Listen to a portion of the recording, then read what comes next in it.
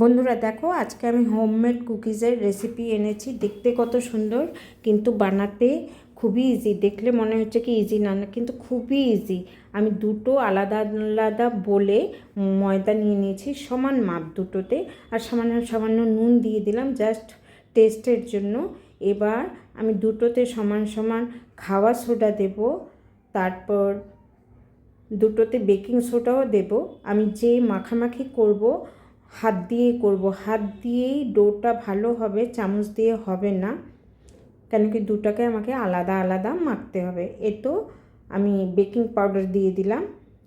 আমি চিনি গ্রাইন্ড করে দেই নেই, কিন্তু তোমরা যদি চিনি গ্রাইন্ড করে দাও বেশি ভালো হবে, কেন কি আমার মিক্সিটা মশলা হচ্ছিল, আমি চিনি গ্রাইন্ড করতে পারিনি, কিন্তু নিয়ম মতো চিনি গ্রাইন্ড করেই দেওয়া উচিত। আমি খুব ভালোভাবে মিক্স করে নিলাম। একটাতে আমি শুকনো নারকেলের গুঁড়ো দিলাম, গ্রেট করে দিলাম। আরেকটাতে আমি অনেকটা কোকো পাউডার মিশিয়ে দুটাকেই আমি আলাদা আলাদা মিশিয়ে নিলাম।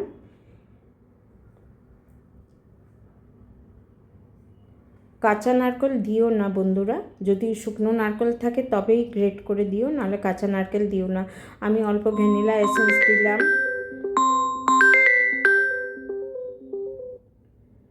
অল্প গোলাপ জল দিলাম,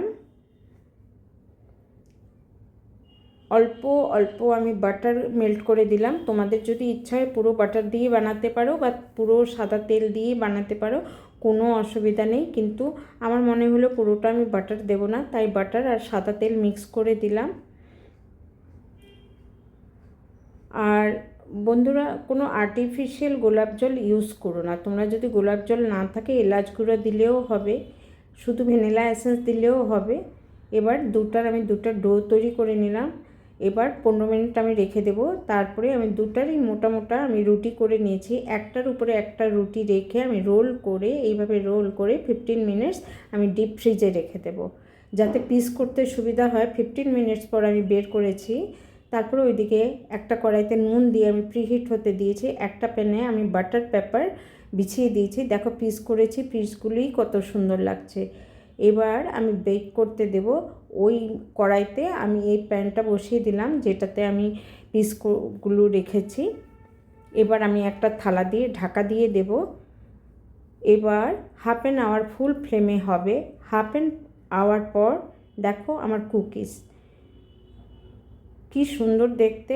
আর বন্ধুরা, তোমরা বানালে জানবে টেস্টটা কেমন, কেন কি এতে কোকো পাউডারও আছে, এতে নারকেল গুঁড়োও আছে। খুবই সুন্দর। তোমরা ইচ্ছা করলে দুটাকে আলাদা বিস্কিটও বানাতে পারো, আমি একসাথে করে